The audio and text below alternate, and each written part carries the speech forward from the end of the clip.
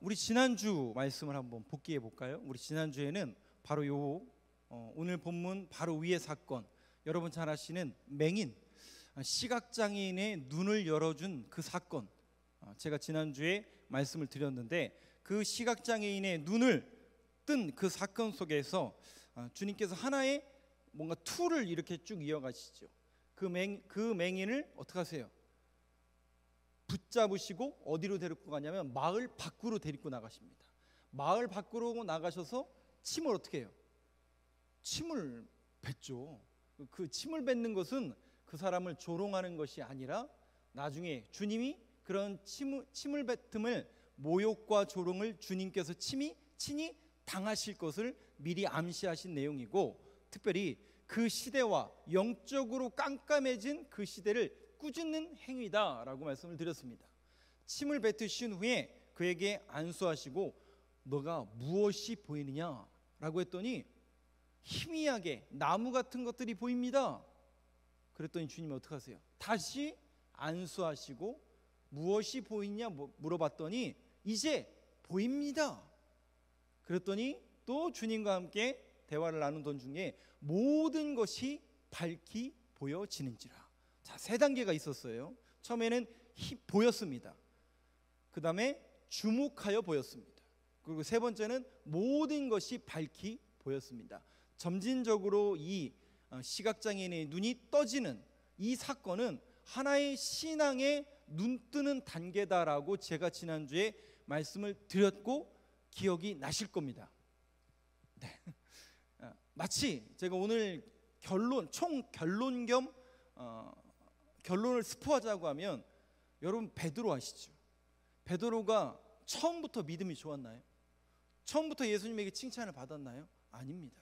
베드로도 마치 이 맹인이 눈이 점점점 떠져가는 것처럼, 그의 믿음도 점점점 떠져갔던 것처럼 오늘 저와 여러분들도 마찬가지입니다. 지금은 이것밖에 못하고 이 정도밖에 못하고 이 정도밖에 못하지만, 여러분 우리는 기다려 줄 줄 알아야 됩니다. 그거는 그분의 믿음의 분량이 아직 안 된 거죠.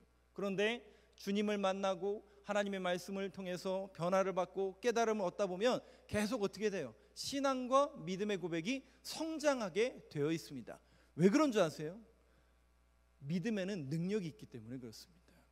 믿음은 우리가 알고 있는 단순히 눈에 보이는 그런 현상만을 얘기하는 게 아니라 성장하게 되어 있고 자라게 되어 있습니다. 그런데 우리 신앙과 믿음의 고백이 자라지 않고 성장하지 않는다면 우리 한번 점검해 봐야 되지 않을까요? 뭔가 내 신앙에, 내 믿음의 고백이 문제가 있겠구나, 아니면 우리 구조, 아니면 우리 교회에 뭔가 문제가 있겠구나라는 생각을 여러분들이 스스로 늘 자각을 하셔야 되고, 여러분들이 이 수요 저녁 예배에 이 마가복음을 함께 강해하면서 이 부분에 있어서 여러분들이 한번 심각하게 여러분들이 생각해 보셔야 됩니다. 왜 내 믿음은 자라지 않을까? 수십 년 동안 신앙생활하고 교회 다니고 기도하기를 반복했고 그렇게 하나님 앞에 열심을 지성을 드렸음에도 불구하고 내 믿음과 내 신앙은 아직도 10년 전 20년 전 그대로라면 우리 한번 점검해 봐야 되지 않을까요? 우리 교회, 또 여러분들의 신앙, 저의 신앙. 그래서 부끄럽잖아요. 솔직히 이거 얘기한다는 게 쉬운 문제는 아니잖아요. 부끄러운 문제잖아요. 개인적으로. 아니세요? 저는 부끄러운데 저는 목사가 이 정도밖에 안 되고 이것밖에 못하나라는 거에 대해서 항상 제가 부끄러움을 갖고 있는데, 여러분들은 아니라면 다행입니다. 저는 부끄럽거든요. 그렇다면 부끄러움으로 이걸 마무리할 것인가, 그냥 민낯을 드러내는 것 그걸로만 마무리할 것인가? 아니라는 거죠. 주님은 끊임없이 우리들에게 부르시고 우리를 재촉하셔서 일어나라, 네가 제자가 되어라, 너를 통해서 역사하시겠다, 계속 저와 여러분들을 부르시는데, 우리가 준비가 되려면 다시 일어나야죠. 다시 신앙이 성장해야 되고 믿음의 고백이 성장해야 됩니다. 그런 의미에서 늘 이 수요 저녁 시간에 주님의 이 명령, 특별히 앞으로 이제 주님이 십자가를 질 때까지 그 내용 자체는 전부 무슨 얘기냐면 제자를 양육하는 그런 부분입니다.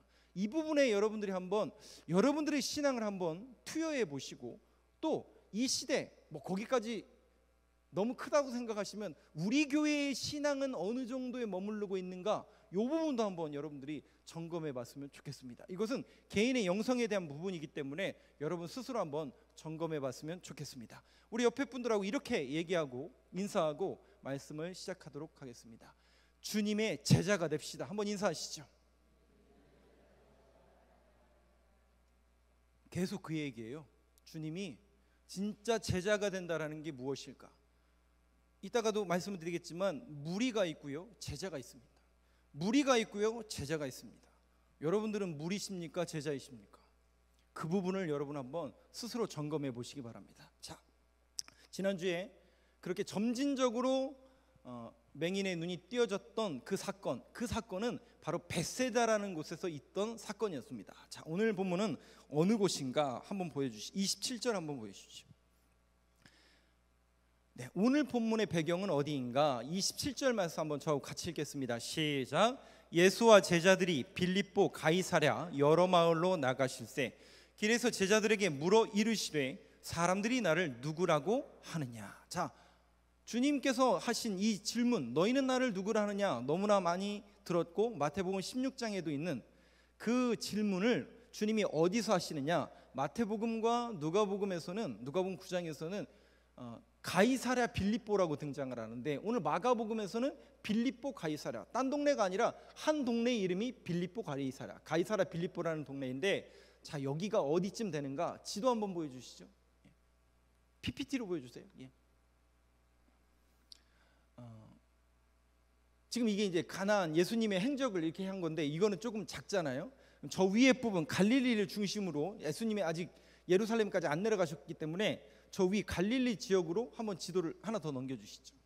크게 확대하면 이렇습니다. 저 갈릴리 왼쪽에 있는, 오른쪽에 있는 저 위에 갈릴리 지역을 확대하면 이렇게 돼 있는데, 우리가 지난 시간에 갈릴리 주변에 계시다가 두로로 올라가셨다가 다시 데가볼리로 오셨다가 베세다로 오셨다가 베세다에서 맹인을 고치시고, 여러분 보시는 갈릴리 위쪽에 가버나움 옆에 베세다, 그리고 그 위로 올라가시는 거예요. 베세다에서 맹인의 눈을 고쳐주시고, 저 위에 보면 하얀색 부분 헬몬산이라고 써있네요. 헬몬산이라고 써진 곳, 그 산 밑에 지명이 뭐라고 써 있어요? 가이사랴 빌립보. 저 북쪽 이스라엘의 가나안의 최북단, 우리가 보통 단에서 브엘세바까지라고 가나안 땅의 경계를 이야기하는데, 단지역이 바로 저 헬몬산 밑에 있습니다. 그 가이사랴, 예전에는 단지역이었던 그 가이사랴 빌립보라는 도시가 저 지역에 있는데, 저 지역의 사진을 제가 몇 장 여러분들에게 보여드리겠습니다. 유명한 헐몬산, 보통 이제 헤르몬산이라고 네이버에 검색할 때는 헐몬산보다 헤르몬산으로 검색을 하셔야 되고, 마운틴 헐몬이라고 부리는 그런 곳입니다. 2813m 높나요, 낮나요? 꽤 높습니다. 여러분 혹시 백두산이 몇 미터인지 아세요? 2744m. 한라산은요 1950m. 그걸 제가 왜 외우고 있는지 모르겠지만, 이 해발 2813m면 백두산보다 100m가 더 높거든요. 어떤 책에 보니까 2900m라고 이야기하고 있는데, 위키백과에서는 2813m로 정의를 하고 있더라고요. 만년설은 아닙니다. 만년설은 아니고, 아마도 저 사진은 성지순례를 갔던 분이, 대부분 성지순례는 1월, 2월, 3월에 가거든요. 3월 이후에는 이제 부활절 때문에 관광객들이 많이 오기 때문에 1, 2, 3월에 가는데, 1, 2, 3월이 이 가나안 지역에서는 우기입니다. 겨울이라고 하죠. 그래서 1월과 2월에는 눈이 오고, 예루살렘도 가끔 눈이 오고, 저 헐몬산에는 저렇게 만년설처럼 눈이 항상 한 3, 4, 5개월 정도 이렇게 있다고 합니다. 그러면 여러분 보세요. 저 헐몬산에서 저렇게 많은 눈이 이제 봄이 되면 어떻게 돼요? 녹겠죠. 녹으면 어떻게 돼요? 그것이 이제 쭉 흘러서 어떻게 되는 거예요? 강을 이루겠죠. 그곳이 어디냐면, 넘겨주시죠. 바로 텔단이라는 곳입니다. 그 바니아스 폭포라는 곳인데, 폭포라고 불리기에는 조금 높이가 낮고 물이 그래도 적지 않게 굉장히 많이 흐르는 텔단이라는 곳입니다. 이 국립공원인데요, 여기 가면 물이 굉장히 많은 것을 볼 수 있습니다. 이것은 당연히 이제 우기에 가야 저렇게 좀 물이 많은 걸 볼 수 있습니다. 그러니까 아까 그 헐몬산에서 눈이 녹으면, 눈이 녹고 그것이 이제 쭉 흘러내리는 것이죠. 조금 넘겨주시죠. 그러면 이제 그것이 이제 계속 이렇게 흘러내리는 거예요. 헐몬산 주변을 계속 흘러내려서 어디까지 이르느냐 넘겨주시죠. 네, 여기까지 이제 이르게 됩니다. 여기에 보면 물이 이렇게 굉장히 이제 저수지는 아닌데 물이 굉장히 많이 담겨져 있는 그런 지역을 맞이하게 되고, 이곳을 우리가 이제 성지 순례를 가게 되면 꼭 들리는 가이사랴 빌립보, 너희는 나를 누구라 하느냐 예수님이 질문하셨던 그 지역이 바로 그 다음 지역이 됩니다. 넘겨주시죠. 저렇게 물이 많은 곳, 그 물이 많은 곳에 저 산 언덕에, 이게 돌산으로 되어 있죠. 근데 동굴이 보이잖아요. 동굴이 보이고 그 앞에 조그만 문이 보이는데 관광객들이 많이 가죠. 이유는 너희는 나를 누구라 하느냐 고백했던 그곳이기 때문에 거기를 많이 갑니다. 저 가운데 동굴을 조금 확대해서 보시면 이런 그림이 됩니다. 넘겨주시죠. 이런 그림이 되고, 밑에 보시면 이 앞에 원래는 신전이 있었습니다. 로마 시대, 그리스 로마 시대 때는 이 앞에 신전이 있었고, 이 동네의 이름이 파네아스라는 동네였습니다. 파네아스라는 동네가 무슨 뜻이냐면 판은 주시다라는 뜻입니다. 판이라는 신이 어떤 신이냐면, 여러분 그리스 로마 신화에 보면 몸은 말인데 몸하고 얼굴은 사람이, 혹시 그거 아세요? 손, 몸, 머리는 있는 사람하고 똑같은데 이제 여기는 이제 말처럼 돼 있는 그 신을 판신이라고 부르는데, 이 판신이 어떤 신이냐면 풍요와 다산과 어떻게 보면 자연과 숲의 신으로 판신을 섬기는 곳이 바로 여기입니다. 그리고 그 판이라는 단어가 라틴어로 어떤 의미가 있냐면 모든 것을 말합니다. 그래서 로마에 저도 아직 안 가봤지만 로마에 가시면 꼭 들르는 신전이 하나 있는데 판테온이라는 신전을 꼭 들게 됩니다. 그럼 그 판테온의 판이 만신전이라는 뜻이거든요. 그러니까 모든 신을 모셔놓은 곳이 판테온인데, 그 판이라는 단어가 모든 신을 말합니다. 저기가 원래 로마 시대, 즉 예수님 시대에는 모든 신을 섬기는 판테온, 파네아스가 있었던 곳이 바로 여기입니다. 근데 보세요, 생각해 보세요. 이 지역이 물이 적습니까, 많습니까? 물이 많아요. 가나안 땅 자체가 강수량이 500ml가 안 되기 때문에 물이 적은데, 이 지역은 유난히 저렇게 물이 많습니다. 농사는 짓기 어렵지만 아까도 본 것처럼 산이 우리나라처럼 막 이렇게 높은 게 아니에요. 해발 2,800m이긴 하지만 만만한 경사를 이룹니다. 물이 많이 내려요. 그럼 당연히 수풀이 우거졌을 것이고, 당연히 그렇게 완만한 경사 위에 뭐를 하기 딱 좋아요? 대관령 목장하고 똑같아요. 그냥 대관령 목장을 한 10배, 20배 큰 곳이라고 그냥 생각하시면 됩니다. 완만하게 몇 시간을 가도 그 높이 그 산이에요.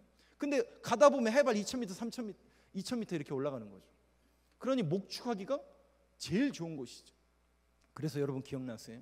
이 지역에 머물렀던 세기 지파, 가나안 땅에 원래 들어가야 되는데 안 들어가고 여기가 좋사오니 이 땅을 달라고 했던 그 세 지파가 머물렀던 곳이 바로 이 지역입니다.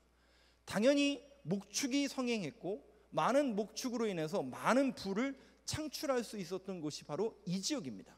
물이 있습니다. 많은 목축이 있습니다. 그리고 많은 사람들이 여기에 여름 휴양지로 오게 됩니다. 물이 있고 당연히 시원한 곳이기 때문에 여름 휴양지로서 가이사랴 빌립보가 예수님 시대 때는 많은 사람들이 모이는 그런 도시입니다. 그러다 보니까 자연스럽게 돈이 모이는 그런 동네였고, 거기에 바로 가이사랴 빌립보, 원래는 그 지역이 파네아스라는 동네였는데 헤롯 빌립이라는 사람이 자신의 이름과 아까 빌립보 가이사랴라고 우리 지금 마가복음에 써 있지만 다른 성경에는 가이사랴 빌립보, 즉 자신의 이름이 거기 들어가요. 빌립보라는 이름이 빌립이라는 이름이거든요.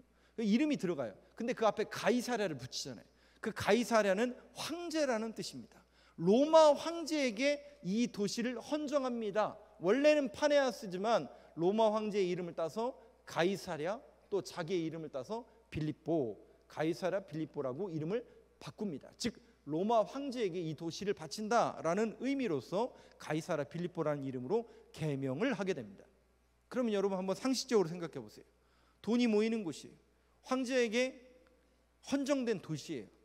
자연스럽게 이 도시는 정치, 권력, 부 이런 것들이 모이는 그런 곳이죠. 자, 그때 주님이 제자들을 이끌고 그곳으로 가시는 거예요. 그곳으로 가셔서 한번 마지막 사진 한번 더 보여주시겠어요? 네, 여기입니다. 여기 이제 그 밑에 이제 여기 가면 꼭 이제 기도를 하게 돼 있는데 그 평평한 곳이 있어요. 돌로 이렇게 평평한 건데 저 모양은 뭐냐면 초대 교회는 전부 침례를 했잖아요. 그러니까 침례탕이에요, 침례탕. 저 끝에서부터 이렇게 들어가면 물이 이제 반신까지 이제 전신이 이렇게 잠기게 되는 곳이죠. 그래서 침례하는 곳입니다. 침례하는 곳.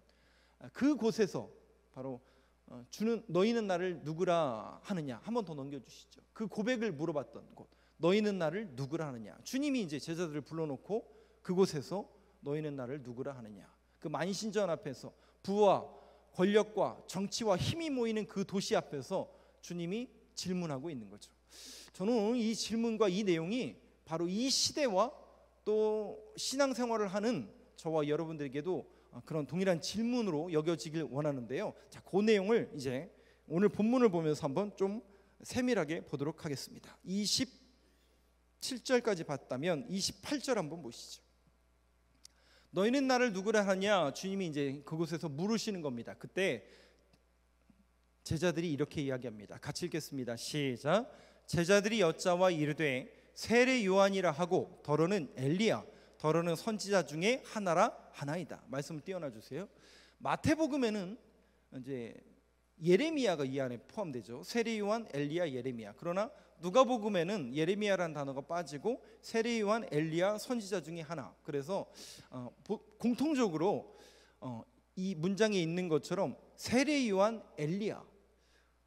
사람들이 뭐라고 하느냐면 제자들이 물어본 거예요. 제자들에게 물어본 거예요.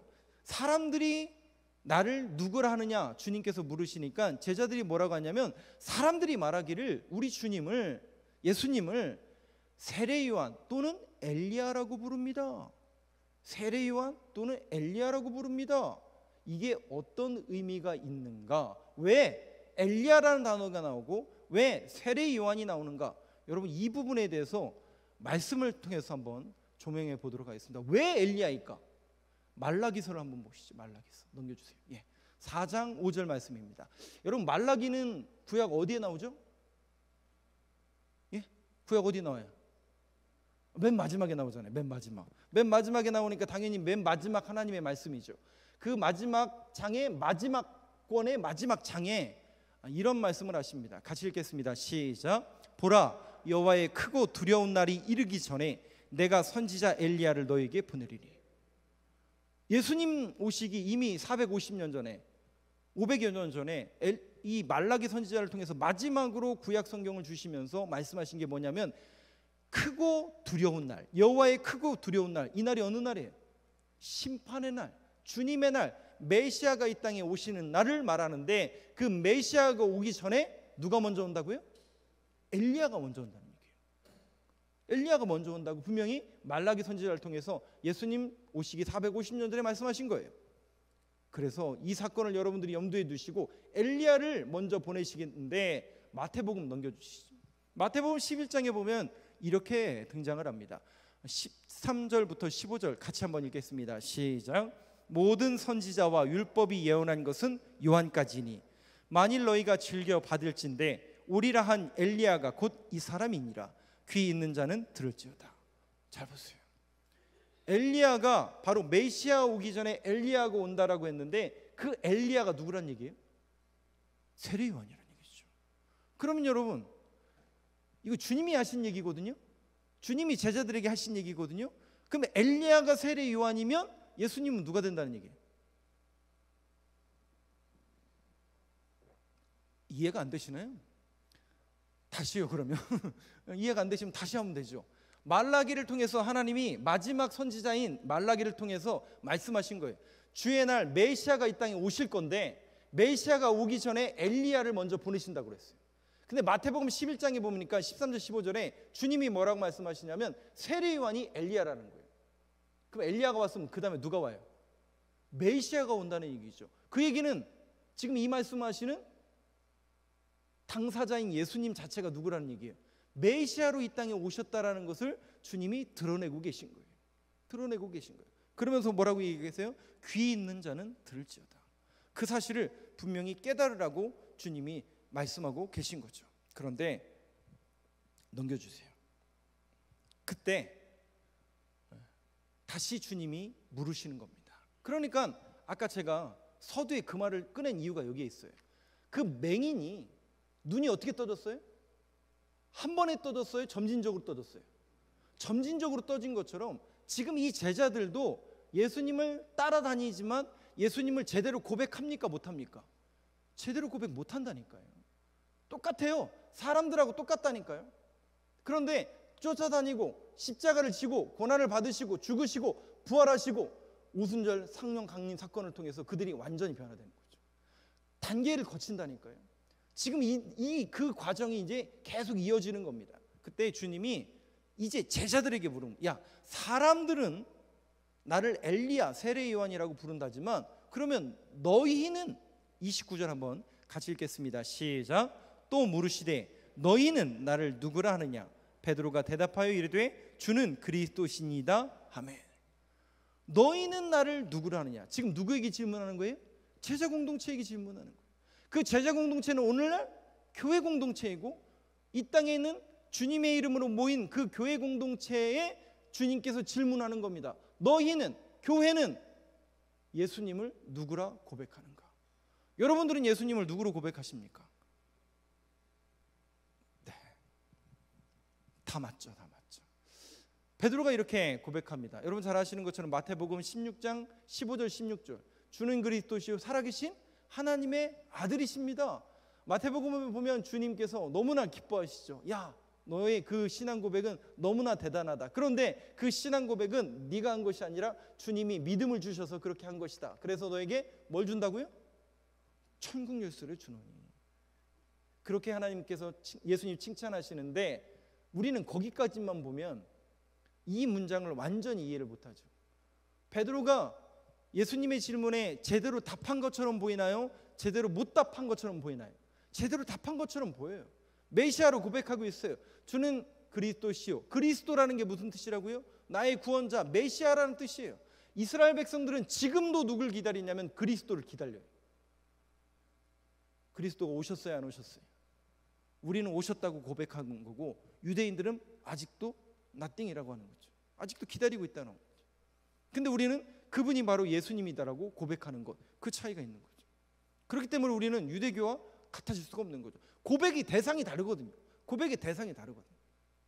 자, 이 본문만 보면 마태복음 16장 15절 16절만 보면 베드로가 제대로 신앙 고백한 것처럼 보이지만 33절을 한번 열어주시겠어요? 33절. 과연 이 베드로가 제대로 고백했는가? 33절을 한번 보시면 이렇게 써져 있습니다. 같이 읽겠습니다. 시작. 예수께서 돌이키사 제자들을 보시며 베드로를 꾸짖어 이르시되 사탄아 내 뒤로 물러가라. 네가 하나님의 일을 생각하지 아니하고 도리어 사람의 일을 생각하는도다 하시고.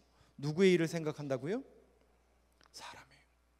그러면 이 주는 그리스도시요 살아계신 하나님의 아들입니다라는 고백이 잘못된 걸까요? 고백 말고 뭔가 다른 게 잘못된 걸까요? 고백은 잘못되지 않았어요. 주는 그리스도가 맞습니다. 그 고백은 잘못되지 않았지만 그 내용이 잘못된 겁니다. 그러면 그 내용이 무엇인가? 베드로가 아직도 벗어나지 못하는, 베드로의 인식과 자아 속에서 아직도 버리지 못하는, 조금 더 리얼하게 말씀드려요. 우리가 신앙생활하고 예수를 믿고 교회를 다니지만 아직도 우리 안에 이 벗어나지 못한 그 인식과 자각의 세계, 여러분 한번 말씀을 통해서 한번 여러분 스스로 느껴보시기 바랍니다. 30절 한번 띄워주시죠. 30절부터 볼 거예요. 자, 한번 보겠습니다. 같이 읽겠습니다. 시작. 이에 자기의 일을 아무에게도 말하지 말라 경고하시고. 이 경고라는 표현이 바로 꾸짖으신 얘기예요.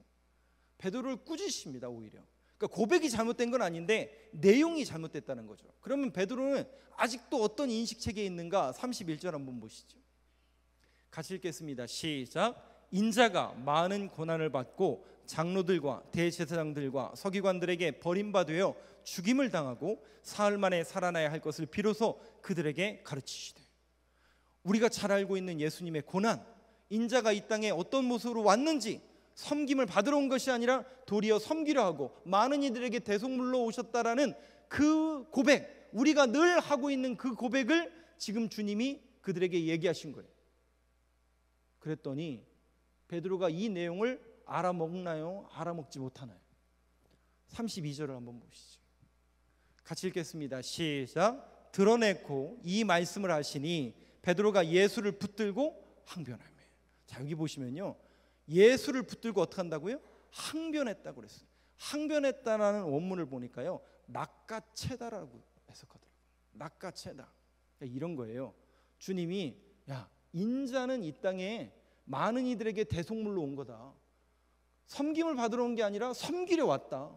그리고 너희를 위해서 내가 죽으러 왔다. 그리고 고난을 받을 것이다. 나를 따라오거든 자기 십자가를 지고 나를 따라와라 라고 말씀하시자마자 베드로가 뭐라고 하냐면 예수님을 낚아챈 거예요. 주님, 그렇게 말씀하시면 안 되죠. 이거예요. 아니, 그러면 내가 왜 주님을 쫓아다녔는데요? 내가 지금껏 이 고생, 생고생 다 하고 왜 제가 주님을 쫓아다녔겠습니까? 소위 말하면 이런 거죠. 주님이 높은 자리에 올라야 나도 누구 쫓아다녔어요? 예수님 쫓아다녔으니까 저도 한 자리 얻을 거 아닙니까? 하나는 우편에 하나는 좌편에. 그거예요, 여러분. 그거.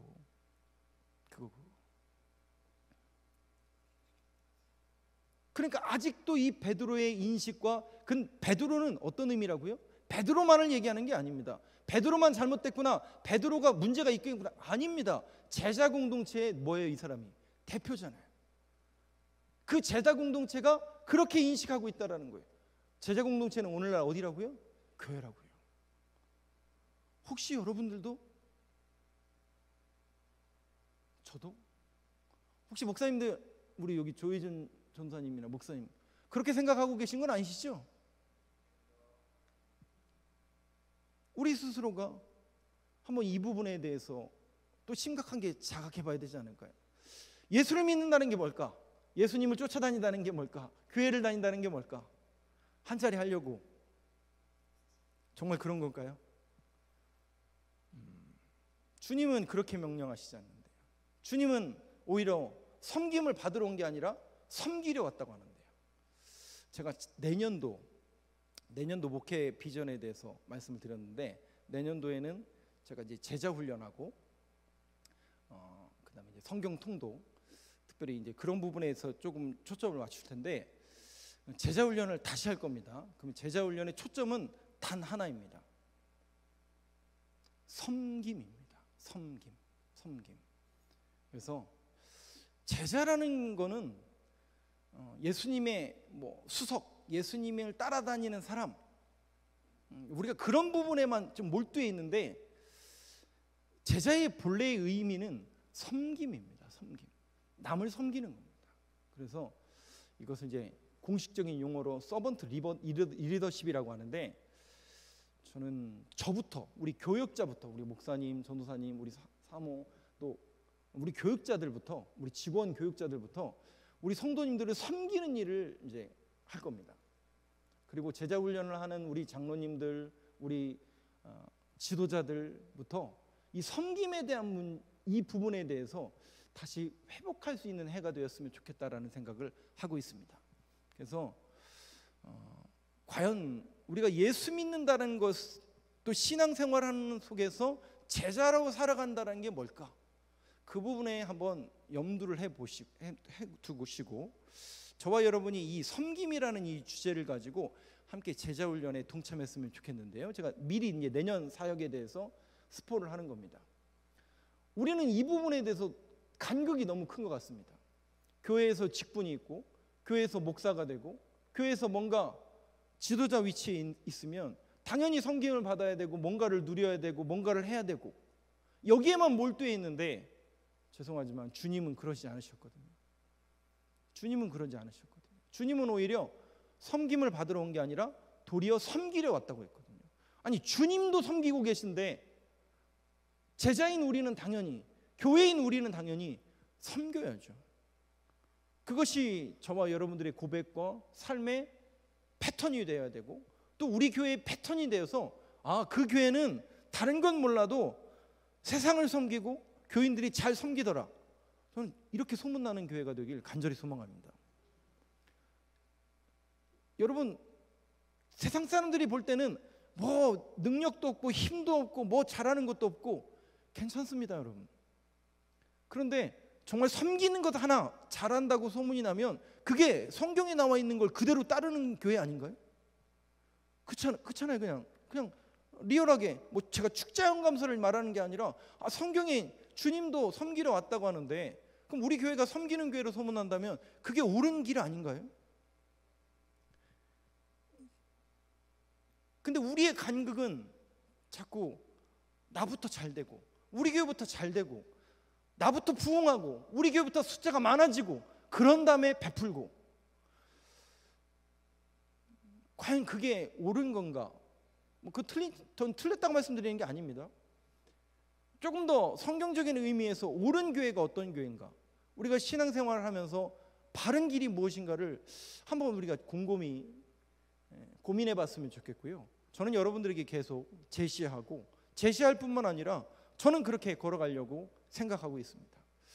제가 지난 주간에 우리 구역회를 했잖아요. 구역회에서 사택하고 교회에서 승용차 말씀드린 거 저희 집이 아닙니다. 저희 차가 아닙니다. 교회에서 여러분들의 피땀 흘린 헌금으로 해주신 겁니다. 그러니까 저는 그저 그거 감사하고 누리는 것뿐입니다. 그래서 여러분들도 이용하세요. 사택을 이용하세요. 유튜브 나가면 안 되는구나 이거. 그 부분에 있어서 우리가 이제 좀 패러다임을 조금 바꿨으면 좋겠습니다. 그래서 조금 더 저와 여러분이 섬기는 일, 정말 제자로서 어떻게 우리가 교회를 섬기고 성도를 섬기고 세상을 섬길 수 있는 그런 교회로 나아갈까, 그 부분에 대해서 같이 비전과 또 계획을 갖고 그렇게 섬기는 교회로 나아가는 우리 교회가 되었으면 전 개인적으로 바라고 있고요. 그렇게 기도하고 있습니다. 34절 한번 마지막 한번 보여주시죠. 그래서 우리는 사람의 일이 아니라 항상 하나님의 일을 생각해야 됩니다. 34절 한번 같이 읽겠습니다. 시작. 무리와 제자들을 불러 이르시되 누구든지 나를 따라오려거든 자기를 부인하고 자기 십자가를 지고 나를 따를 것이니라. 분명히 주님이 말씀하신 내용이에요. 자기를 부인하고 자기 십자가를 지고 나를 따를 것이니라. 여러분, 이 명령은 주님의 명령이잖아요. 이 주님의 명령은 제자 공동체, 그 제자 공동체를 지향하는 모든 교회에 주신 명령이에요. 자기를 부인하고 자기 십자가를 지고 나를 따를 것이니라. 정말 우리 교회가 그렇게 하고 있나요? 여러분들 정말 그렇게 신앙생활하고 계신가요? 그리고 그 길이 맞다라고 동의하시고 믿음으로 여러분들 발걸음을 걷고 계십니까? 한번 이 말씀을 곰곰이 생각해 보면서 저도 그렇고 여러분들도 그렇고 우리 교회가 또 내 신앙이 주님께서 원하시는 정말 하나님의 일, 하나님의 뜻을 따르는 그런 삶을 살고 있는가, 사람의 일을 따르고 있는 것인가, 세상이 원하는 것을 우리가 하고 있는 건 아닌가, 그 부분에 대해서 늘 곰곰하게 생각해보고 진리가 무엇이고 하나님의 말씀이 무엇이고 하나님께서 가라 명하신 것이 무엇인지를 분명히 기억하며 나아가는 저와 여러분 되길 간절히 소망합니다. 지금은 어려워서 못할 수도 있어요. 그게 정상이에요, 실상은. 그런데 여러분 괜찮습니다. 왜 그런 줄 아세요? 베드로도 그랬는데. 그렇잖아요, 여러분. 베드로 여러분 이렇게 호언장담하고 나중에 또 어떻게 해요? 죄송해요. 이게 제자야. 근데 여러분 베드로도 그랬지만 그 실망하고 좌절하고 그렇게 목숨까지 다 바쳐서 충성하고 헌신하겠습니다 결단하고 주님 앞에 호언장담했던 베드로도 실패했다니까요. 하물며 우리는 어떻겠어요? 하나님 사랑합니다, 고백합니다, 늘 열정적으로 나아갔지만 삶의 문제에 어려움 닥칠 때마다 이게 예수 믿는 사람인지 교회 다니는 사람인지 아닌지 구별이 안 될 때가 너무나 많잖아요. 그리고 또 교회에 와서는 이게 우리의 계속 반복되는 우리의 간극이고 우리의 그거 아닙니까? 근데 여러분 괜찮다니까요. 그냥 리얼하게 내려놓으세요. 괜찮아요, 여러분. 믿음이 없는 게 정상이라고요. 베드로도 그랬다고요. 근데 주님이 계속 어떻게 하시는 줄 아세요? 계속 만드셔요. 계속 간섭하시는 거예요. 저와 여러분들을 계속 간섭하시는 거예요. 계속 만지시는 거예요. 아이고 하나님 저 그만하고 싶은데, 근데도 계속 하시잖아요. 계속 만지시잖아요. 못 느끼세요? 느끼고 계시잖아요. 계속 교회 나오라고 하시잖아요. 계속 교회 나와라, 기도하라, 찬양해라. 저도 이거 하기 싫다니까요. 근데 하나님은 계속 저와 여러분들을 간섭하시고 부르시잖아요. 그래서 오늘 나오신 거 아니에요? 그래서 다시 하나님 앞에 모든 걸 내려놓는 겁니다. 주님, 제가 이렇게 연약합니다. 제가 이렇게 부족합니다. 근데 오늘도 말씀을 들었습니다. 그래서 우리에게 믿음을 더해 주시고 그 길을 걸어갈 수 있는 힘을 더해 주옵소서. 그래서 여러분, 베드로가 나중에 어떻게 해요? 나중에 베드로가 십자가에 거꾸로 순교할 수 있었던 힘이 어디서 왔을까요? 한 자리 얻었기 때문에, 세상에서 큰 권력을 얻었기 때문에가 아니라니까요. 그의 믿음이 마치 맹인이 눈이 떠지는 것처럼 그의 신앙의 세계가 열려지니까 아하, 하나님의 나라, 하나님의 영광, 이것이 내 인생의 가장 소중한 것이고 부활을 발견한 거예요. 부활을 발견한 사람은 땅을 사게 되어 있어요. 아직 못 봤을 뿐이죠. 저와 여러분들의 인식의 세계가 희미하게 보이는 하나님의 나라가 아니라 확실하게 보이는 부활을 발견한 믿음의 눈이 떠지는 저와 여러분들의 믿음의 고백, 신앙생활이 되길 간절히 소망합니다.